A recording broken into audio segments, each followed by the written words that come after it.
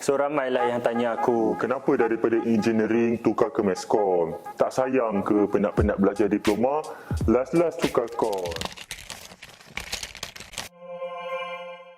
aku discover engineering waktu aku kat sekolah menengah. Bila aku dekat high school dulu, banyaklah aku terlibat dalam robotik, exhibition, innovation, some sort of that lah. Dan masa tu aku berfikiran yang engineering is my path after high school. Tapi apa yang aku gambarkan dengan realiti di universiti tu sangat berbeza. Menyebabkan lama-lama apa yang aku belajar tu fade away dan minat tu makin pudar. Dan waktu diploma tu lah aku discover Masscom. So Masscom ni kira macam satu lembaran barulah turun daripada langit untuk aku.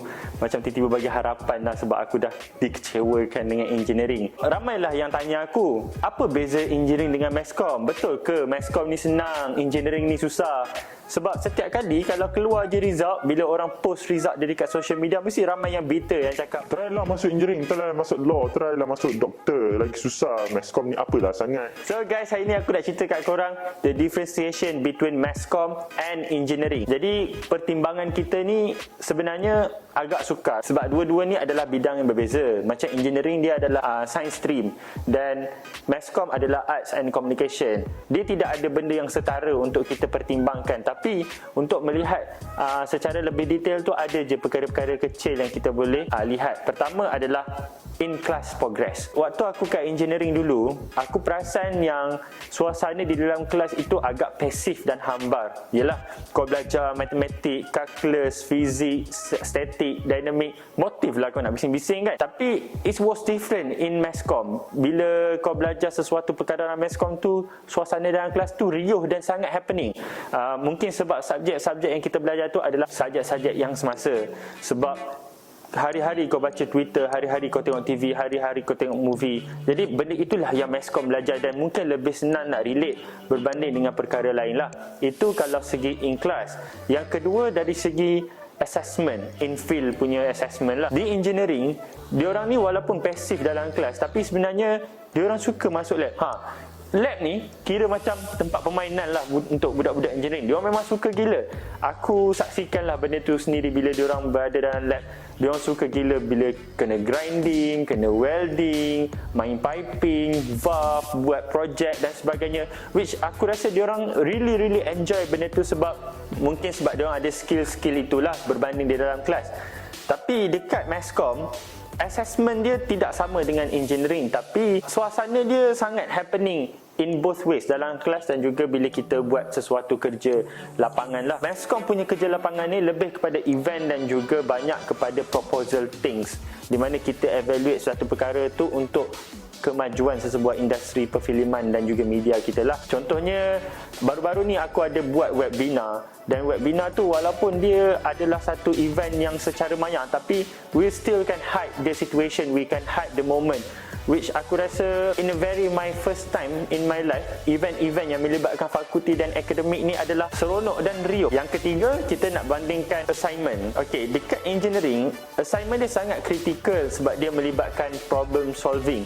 Contohnya dalam kelas, lecturer ajar 1-2 external force, tapi bila assignment, problem solving dia mungkin lebih real life, di mana melibatkan lebih daripada 3 atau 4, 5 external force lah. Dan keadaan tu berbeza lah. Contoh kalau kau belajar, mungkin dibagi contoh kereta, bagi contoh motor, bagi contoh bumbung dan sebagainya. Tapi bila assignment, banyak perkara yang lebih real life. Contohnya suruh kira berapa kekuatan orang sepak bola, macam mana lencong masuk gol lah, pukul baseball lah, return force lah dan sebagainya, which critical tu sangat tinggi dan melibatkan kau perlu satu kajian yang eksternal.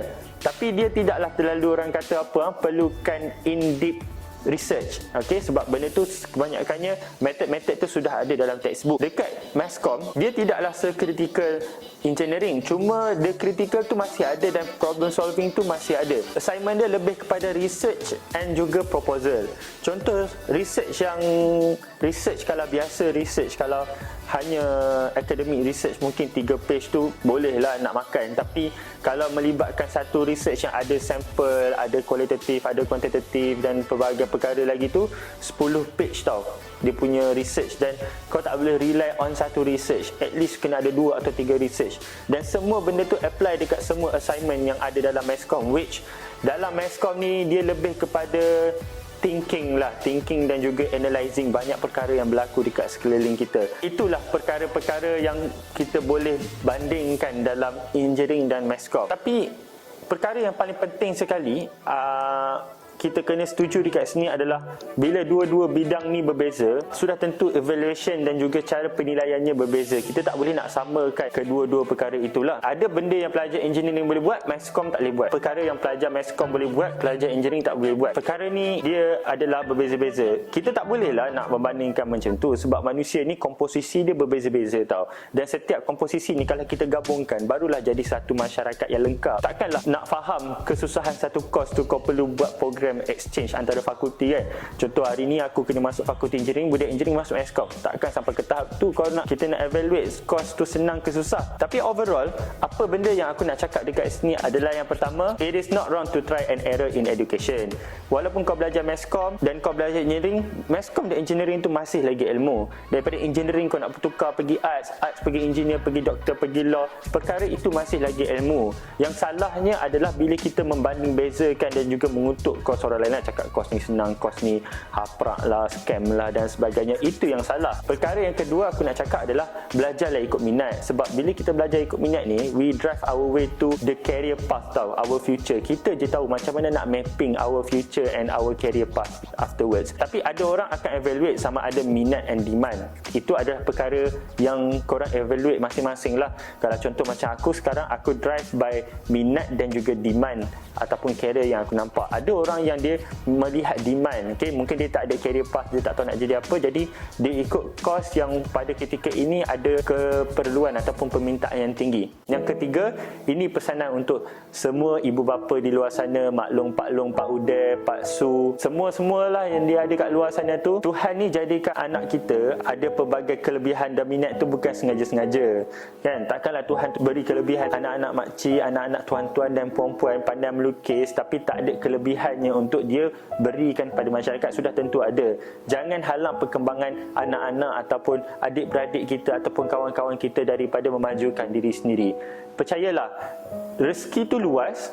Belajarlah setara mana pun. Yang paling penting adalah belajar untuk diri kita sendiri. Aku ingat satu pesanan daripada ustazah aku daripada dulu lagi. Setiap kali aku down, dia kata al-ilmu fil qulub la ilmu fil kutub. Ilmu tu adalah di dada, bukan di buku. So korang tanya diri korang sekarang, selama ni korang belajar untuk diri korang ataupun sebenarnya korang belajar hadam je semua dan muntahkan balik dalam exam? Sebab itulah yang akan membezakan korang dengan masyarakat dekat luar sana.